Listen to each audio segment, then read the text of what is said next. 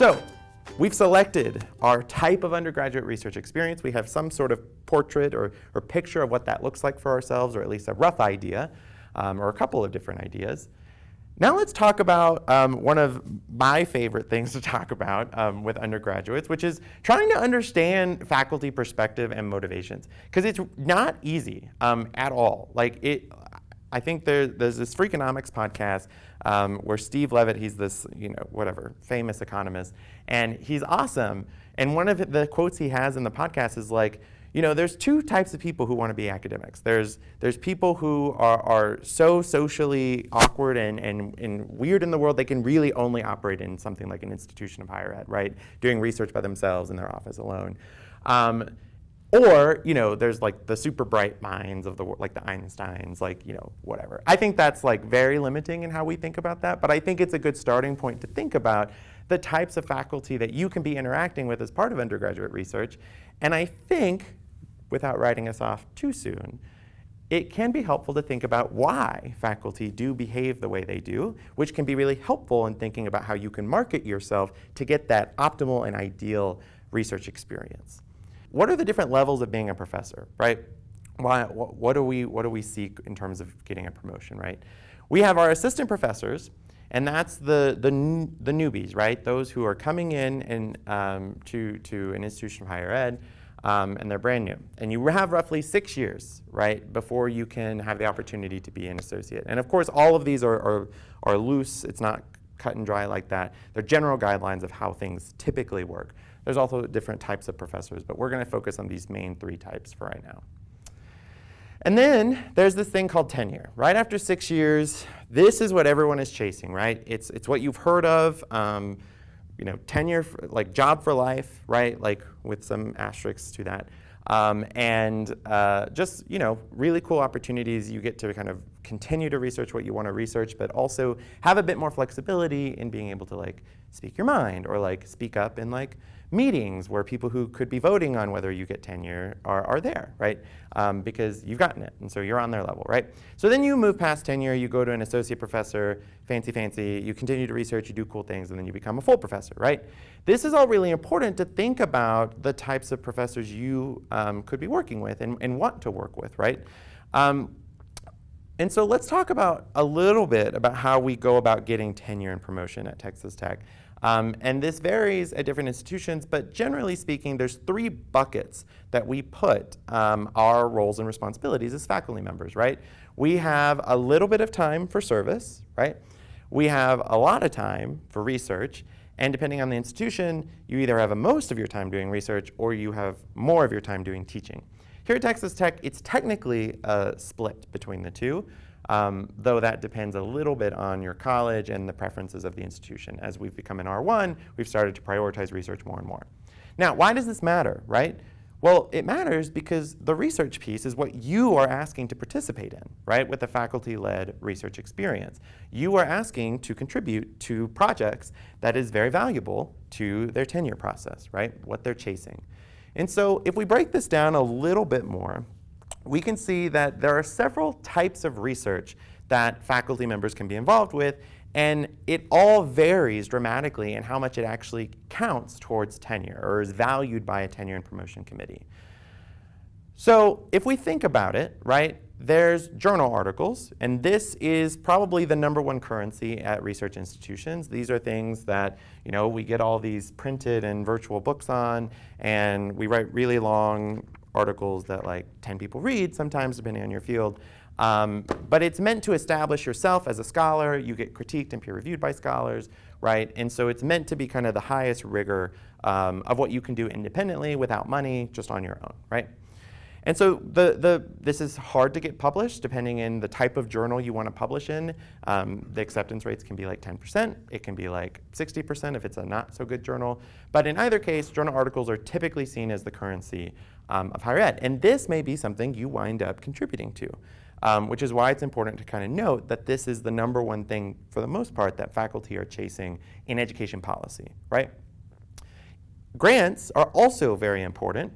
And though the role of undergraduate research in writing grants is pretty limited, it's still happening in the background, right? And in fact, some of these grants may be supporting the work that you could be doing with the faculty member, right? And so just having a general idea of what grants the faculty has and the timeline of those grants, that can be space for you to potentially position yourself to say, hey, like I saw that you just got a grant on undergraduate research participation and whether or not it is effective at, marketable job outcomes for students or, retention at an institution of higher ed. I would love to kind of have this meta moment right now and be your undergraduate research to support that if you have room, right? So that's why it's important to think about grants and the value that they bring with respect to faculty.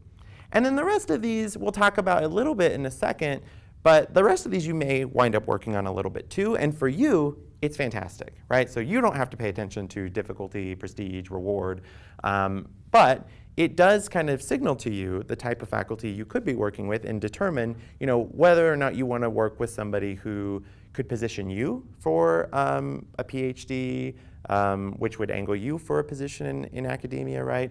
And that might be more of the journal article space, the grant space. Or you could be wanting to be more of like a policy influencer role or somebody who, maybe you go get a master's in public policy, right? And you become a staffer, right? And you advocate on the Hill or something, right? Then you might want to be working with faculty members who are doing more of these policy reports and very much on the outward-facing part of their work, right? Because you'll get a lot more mentorship there. Now, I didn't just do this to talk about what keeps me up at night and causes me stress about whether or not I am angling myself appropriately for tenure.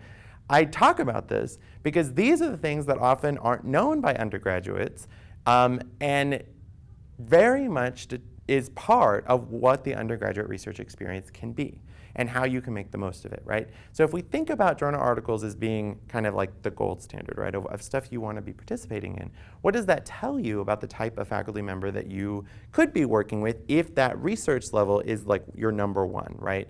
Again, priorities differ. But you want to be looking for the types of journals that faculty are publishing in. You want to be looking at how much they're publishing. When was their last publication, right? These, if you apply to work with a faculty member, let's say, who hasn't published in 10 years, think to yourself about what type of research experience am I going to be getting. Of course, all faculty from all ranks should be engaging undergraduates in research, but you're going to get a very different experience depending on the type of faculty member you choose. And so this leads me into my big list of do's and don'ts. Choosing an ideal faculty member and research team, from my perspective, again, I always preface with that, I would focus on faculty member who have an active research agenda, right? If you are actively seeking undergraduate research experience, looking at faculty who have been publishing in the last 2 years is an easy signal for you to benefit from active research projects, things that are actively going, and especially if you're interested in things like co-authoring. Co-authoring opportunities tend to happen with faculty who are more active in researching, right? Then, when it comes to thinking about when you have conversations with the faculty member, ask them about their current research projects, right? So journal articles take a long time to publish, right? And so you may see an article that was published 5 years ago and you're like, wow, that's really cool. Well, the faculty member may no longer be interested in that topic or working on that topic. So it's best for you to be looking at those recent publications and the current grants and projects that the faculty member has active, because that's going to signal for you the type of work that you could wind up working on if you were to sign up to work with that faculty member. Ask to be, if you will be working with graduate students, which I think is a totally underrated part of the undergraduate research experience, because graduate students are awesome in their own right. And then if you do plan to work with graduate students in your conversation with the faculty member, ask to meet them, right? And see if it would be okay to talk to their graduate students, because again, all you're trying to do is get an idea of what it would be like to work with a faculty member. And that one specifically.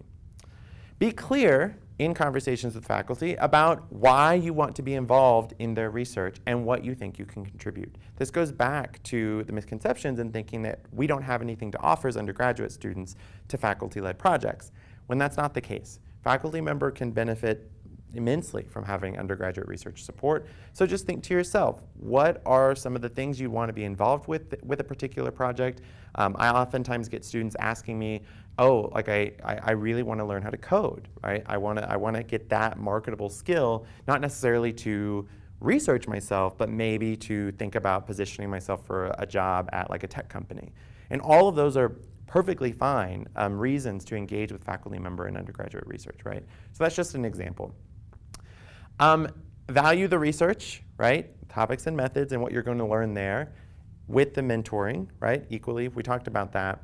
And then finally, do wait 48 hours to follow up with the faculty member once you've emailed them. We'll talk about those practical steps in just a second, but you saw the chart earlier, right? Lots of things are happening, presentations, conferences, research articles, grants. So faculty are, not all of them, but some, like me, can be notoriously bad with email.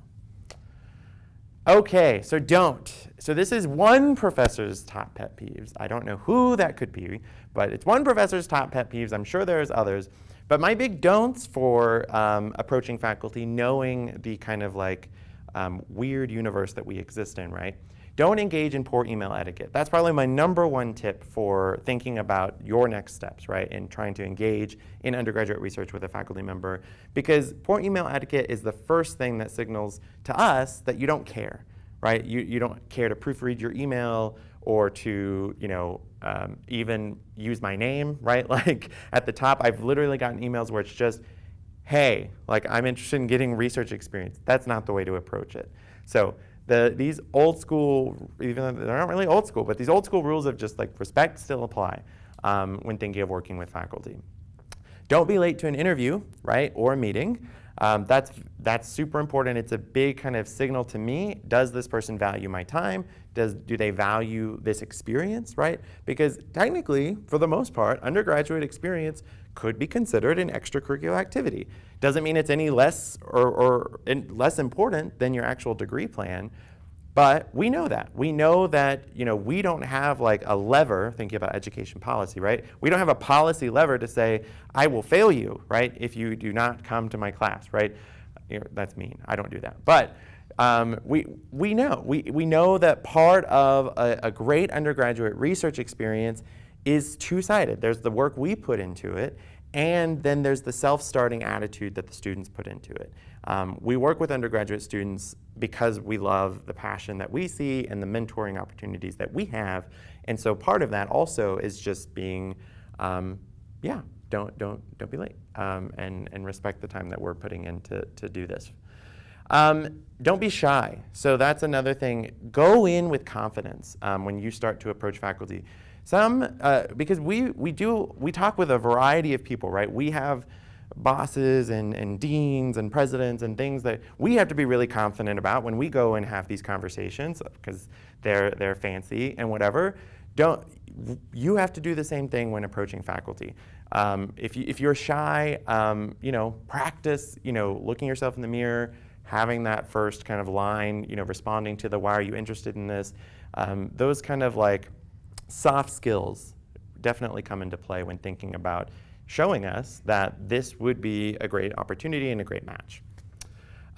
Don't, even though it is definitely happens and is definitely something I strive to do with my students, don't expect authorship opportunities, right? So authorship is weird in academia, right? Like, I prefer to have very upfront conversations about authorship from the beginning, establish project roles. It's very much tied to the effort and the intellectual kind of contributions that are going into the work.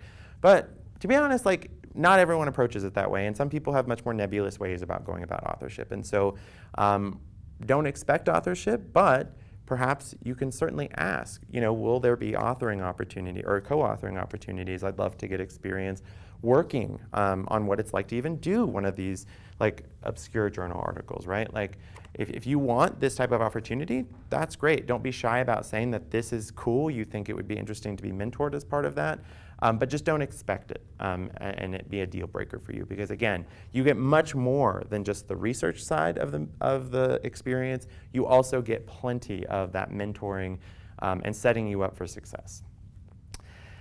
And then finally, don't select faculty just based on prestige, right? So this is actually also a tip for graduate students applying to graduate school, and it applies to undergraduates applying for undergraduate research experiences.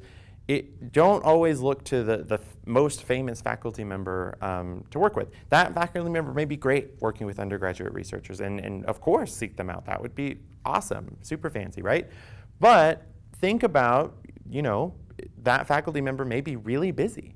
You may only be working with their graduate students. And if that's what you want, that's perfectly fine too. Meet their graduate student, right? Like, know what it's going to be like. But also just think about other faculty who are rising stars, or faculty who just happen to research something that's very niche, and maybe it's not the most well known, but you find it really interesting.